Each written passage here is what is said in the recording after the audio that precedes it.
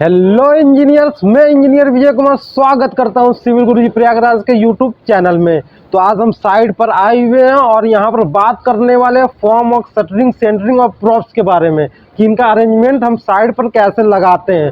और हमारे जो ट्रेनी है उन्होंने क्वांटिटी सर्वे की क्लास भी खत्म कर ली है, तो वो जो है इन सारी चीज़ों को जो क्वांटिटी भी कैलकुलेट करना सीखेंगे। तो सबसे पहले हम बात करते हैं कि जो हमारा फॉर्म वर्क होता है, जो फॉर्म वर्क होता है तीन चीज़ों से मिल करके बना होता है: शटरिंग, सेंटरिंग और प्रॉप्स। शटरिंग क्या होता है? जो हमारे वर्टिकल सरफेस पर लगा होता है उसको बोलते हैं शटरिंग। और सेंटरिंग क्या होता है? जो हॉरिजॉन्टल पार्ट में लगा होता है। अब जो हमारा शटरिंग है ना, ये बीम का तुम वर्टिकल वाला सरफेस देख रहे होगे उसके साइड साइड में, तो वो उसको हम बोलेंगे शटरिंग। और जो हॉरिजॉन्टल पार्ट में लगा हुआ है, जो प्लाई दिख रही है, बीम का बॉटम हो गया चाहे ये स्लैब का बॉटम हो गया, ये जो हॉरिजॉन्टल पार्ट में लगा हुआ है उसको सेंटरिंग बोलते हैं। अब इस सेंटरिंग को सपोर्ट करने के लिए प्रॉप्स लगे हुए हैं। इसको ये जो नॉर्मल बल्लियां हैं इनको प्रॉप्स बोलते हैं। और इन प्रॉप्स को डायरेक्ट प्लाई पर हम नहीं टिका देते हैं। उस प्लाई पर टिकाने से पहले हम इसके ऊपर जो है ना रनर होता है, जी सर, रनर के ऊपर भी बैटन लगा होगा। आप वहां पर देख सकते हो कि एक जो है हमारा पूरा थ्रू आउट गया होगा शॉर्टर स्पान के लॉन्ग में, नीचे के साइड में जिसके ऊपर हमारा जो प्रॉप जो है टिका हुआ है। जी सर। फिर उसके ऊपर जो है बैटन लगे हुए हैं। उसका साइज तुम देख रहे होगे, मतलब कम साइज का है, वो 2 इंच बाई 3 इंच का वो होता है। तो और देखो, इनका जो स्पेसिंग वाली बात होती है, अगर बीम है तो बीम के बॉटम के नीचे हमारा जो प्रॉप्स लगाएंगे वो 600 से लेकर के 800 mm का डिस्टेंस होता है। इन दोनों के बीच का डिस्टेंस जो होगा, अगर वर्टिकल खड़े हुए प्रॉप्स हैं, और प्रॉप्स जो होता है प्रॉपर वर्टिकल भी होना चाहिए। वर्टिकल इसलिए होना चाहिए क्योंकि अगर इंक्लाइंड होगा, अगर ये इंक्लाइंड है, ऊपर से लोड आया, अब कंक्रीटिंग जब होता है ना तो उसमें उसका जो डेंसिटी होती है 25 किलो न्यूटन पर मीटर क्यूब होती है। बात समझ रहे हो ना कि 1 मीटर क्यूब कंक्रीट का भार जो रहेगा 25 किलो न्यूटन रहेगा। तो अगर एक पॉइंट पर ज़्यादा लोड आ रहा है, अगर तुमने प्रॉप्स को टिल्ट लगाया हुआ है, तो ऊपर से जब लोड बढ़ेगा तो ये हो सकता है फिसल जाए, अपने सरफेस से फिसल सकता है ना। इसलिए प्रॉपर जो है वर्टिकल होना चाहिए। और इनके और दो प्रॉप्स के बीच का डिस्टेंस कितना होना चाहिए? 600 से लेकर के 800 mm बीम के कंडीशन में। बीम के बॉटम के नीचे जो बीम का बॉटम है ना, ये प्रॉप्स और ये दूसरा प्रॉप्स, ये तीसरा प्रॉप्स, इनके बीच की जो स्पेसिंग होगी वो 600 से लेकर के 800 mm होगी। लेकिन स्लैब के कंडीशन में वो थोड़ा बढ़ जाता है, 900 से लेकर के 1100 mm होता है।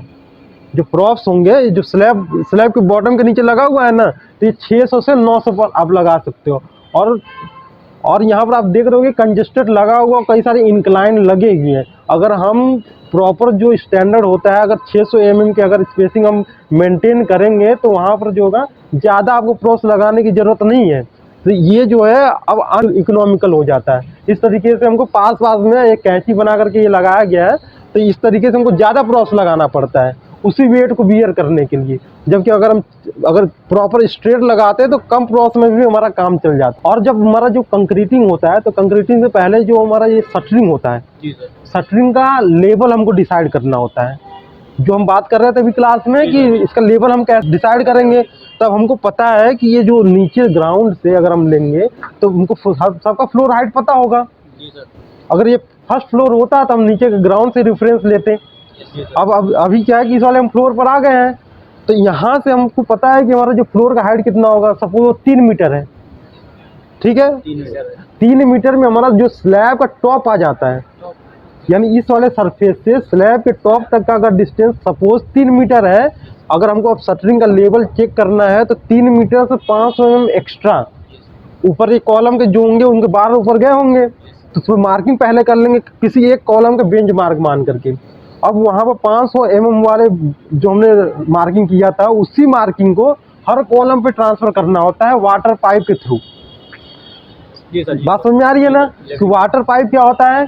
ऐसा पाइप होता है जिसमें पानी भरा होता है और उसका जो डायमीटर बहुत ही कम होता है, और उसमें अगर एक ही लेवल पर हम पाइप को पकड़ेंगे तो उसमें वाटर का लेवल सेम होता है, क्योंकि वायुमंडलीय प्रेशर सही पॉइंट पर एक जैसा लगता है। जहाँ पर हमने बेंच मार्क माना है वहाँ पर सबसे पहले पाइप का एक सिरा रख देते हैं और दूसरा सिरा जहाँ पर हमको ट्रांसफर करना है वहाँ पर रख देते हैं। तो जहाँ पर हमने बेंच मार्क माना है वहीं पर मूवमेंट करना है, पाइप को इतना मूव करना है कि हमारा जो वाटर का लेवल है वहाँ तक आ जाए। जब वहीं वहाँ पर जब आ जाता है तो दूसरे वाले कॉलम के बार की बात करते हैं, तो वहाँ पर जो वाटर का लेवल होगा वहाँ मार्किंग कर लेंगे। तो इसी तरीके से पूरे कॉलम के बार पर हम ऐसे ट्रांसफ़र करते हुए चले जाएंगे। और ऊपर ऊपर हम जो है धागा बांध लेंगे।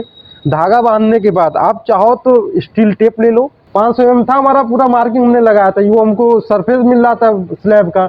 अब अगर बॉटम की बात करें, सपोज 125 mm है हमारा जो स्लैब का थिकनेस, तो हर पॉइंट पर हमको 625 mm 625 mm डिस्टेंस मिलनी चाहिए। तो अब 625 mm का आप रॉड ले लो और उस धागे के सहारे हर पॉइंट पर आप चेक करते हुए चले जाओ। जहाँ पर भी मान लो कि अब डाउन आ रहा है तो मतलब शटरिंग वहाँ पर डाउन है, उसको थोड़ा अप करना पड़ेगा। तो अप करने के लिए आप देख सकते हो कि ये वुडन वाला ब्लॉक भी लगा है, इधर ब्रिक लगा है। हाँ, तो और वुडन के और छोटे छोटे गुटके टाइप से आते हैं ताकि हम हाइट को एडजस्ट कर सके। तो इस तरीके से जो है उस हाइट को कम अप और डाउन कर लेते हैं और एक जो होगा हमको पूरा लेवल मिल जाएगा। ये तो बात होगी हमारे स्लैब के बॉटम चेक करने की। अगर बीम का बॉटम चेक करना होगा तो क्या करेंगे, अब धागा तो पूरा बंधा हुआ है 500 mm डिस्टेंस पर और वो एक लेवल में है। अब फिर ये बॉटम हम चेक करेंगे कि कितना डिस्टेंस यहाँ पर आना चाहिए, लेंथ कितनी आनी चाहिए। तो हमारा जो मान लो बीम का साइज 300 mm है और 500 mm 300 ऐड कर लेंगे तो 800 mm हर पॉइंट पर मिलना चाहिए उसके बॉटम में। अब 800 mm का हम रॉड ले लें या स्टील टेप के जरिए हर पॉइंट पर हम मेजर करते हुए जाएंगे। तो इस तरीके से जो है हम बीम का बॉटम भी एक लेवल में कर सकते हैं। इन्वर्टर लेवलिंग से भी कर सकते हैं। अगर ऑटो लेवल आपके पास साइड पर मौजूद है तो उसके लिए आप अगली क्लास में हम पढ़ेंगे, ये लोग अभी नहीं पढ़े हैं। ठीक है, क्या पूछ रहे थे आप? ये जो बीम है, बीम से ये बॉटम से वहाँ से छत के लेवल में है। हाँ, तो ये जो जितना 300, हाँ, ऊपर जो छत का इसका तो वहाँ से 500 करेंगे 500 और ये जोड़ के कितना है 800। हाँ, तो वही तो कह रहे हैं 800 mm जो है हर पॉइंट पर हमको मिलना चाहिए बीम के अंदर। चले जाएंगे अभी ऊपर चल करके हम देख लेते हैं, या तो ऐसे समझो कि अभी ऊपर खाली है ना, कोई कंक्रीटिंग तो हुआ नहीं है, ऊपर के स्पेस पूरा खाली है, तो धागा बना हुआ है हर जगह पर। तब इसके जिस पॉइंट पर बॉटम इसका आ रहा है कोई एक रॉड ले लो 800 mm की और उस धागे के सहारे मेजर करते हुए देखो कि प्रॉपर डायमेंशन में आ रहा है कि नहीं पूरा। अगर अप डाउन आएगा तो उसको अप डाउन शटरिंग को करना पड़ेगा उसी हिसाब से। क्लियर है ना? लेवल को लगाएंगे, जैसे कॉलम छोटा है तो हाँ, कॉलम की हाइट बढ़ाएंगे ना। तो कॉलम की हाइट कैसे आप भाई बढ़ा सकते हो? जब कास्टिंग के दौरान ही उसका लेवल चेक करना पड़ता है। जैसे जब कॉलम कास्ट कर रहे हैं ना, हमारा जो ये बीम का बॉटम है उस हाइट तक कॉलम हाइट सेम रहेगी। हाँ, कॉलम हाइट सेम रहेगा। और जब ये शटरिंग आप लगाते हो ना तो उसके सपोर्ट से यहाँ पर देख सकते हो, ये सटाते भी लगाते हो, कॉलम पर ऐसे सपोर्ट नहीं कर देते। ये कॉलम हो गया तुम्हारा तो शटरिंग इस पर टिकाते नहीं है, यहाँ पर लगाते हैं। यहाँ पर बात समझ रहे हो नहीं आप? देखो इसको उसके पैरेलल में उस पर टिकाते नहीं है कंक्रीट। तो अब जब रैंडम आप वहाँ बैठा लेते हो तो उसको प्रॉपर चेक भी तो करना पड़ेगा ना। अब देखो ये तो हमारा बॉटम भी चेक कर लिए कि प्रॉपर हाइट पर है कि नहीं है, पूरा हमने डेप्थ चेक कर लिया। अब उसके विड्थ चेक करने की बात आती है। तो विड्थ कैसे चेक करेंगे कि हमको पता है कि 250 mm 300 mm जो भी ड्राइंग में गिवन होगा उस बीम का विड्थ मान लो 250 mm है, तो टेप के जरिए हर पॉइंट पे मेजर कर सकते हो। ये एक आसान तरीका और है कि कोई ऐसा गुटका ले लो या बार ले लो 250 mm का, उस बीम के विड्थ में से ऐसे गुजारते हुए जाओ, जहाँ पर भी पास में होगा तो वहाँ पर पास नहीं होगा वो 250 mm, तो उसको थोड़ा फैलाना पड़ेगा। अगर ज़्यादा बाहर की साइड में है तो उसको ठोक करके साइज में लाना पड़ेगा। तो इस तरीके से पूरा हमको जो है शटरिंग का लेवल चेक करना होता है। जब ये इसकी कास्टिंग की बात आती है तो जब ये प्लाई लग जाता है तो इसमें देखोगे तो गैप बना रहता है। तो उस गैप को फिल करने के लिए टेप आता है, सेलो टेप आता है, उसको लगा करके अच्छे से पहले तो जॉइंट को जो है पूरा फिल कर लेते हैं। क्यों फिल कर लेते हैं? क्योंकि जो हमारा कंक्रीट आएगा उसका स्लरी जो है बाहर नीचे गिर न जाए। अब प्रॉपर जब टेप लग जाता है तो उनको ऑयलिंग करनी पड़ती है। शटरिंग में ऑयलिंग करना बहुत ही ज़रूरी है, क्योंकि जब कंक्रीट के साथ जब ढलाई करते हैं इसकी तो वो चिपक जाता है, और जब डी शटरिंग करते हैं तो उस टाइम अच्छे से वो निकल नहीं पाता है, उसके कंक्रीट में चिपका रहता है तो हमारी प्लाई ख़राब हो जाती है। जी सर। तो उसको ज़्यादा इकोनॉमिकल बनाने के लिए, ज़्यादा यूज़ कर पाओ, उसके लिए प्रॉपर जो है हमको फिनिशिंग मिल पाए, उसके लिए ऑयलिंग करनी पड़ती है। ऑयलिंग करने के बाद हम उनको जो भी ड्राई में गिवन होगा उस बार को बिछा देते हैं। जो भी स्पेसिंग दी होगी उसके हिसाब से पूरे बार को बांध लेंगे। और आप तो मैनुअली यहाँ पे बना सकते हो कंक्रीट, या तो आरएमसी मिक्सचर प्लांट से मंगा सकते हो।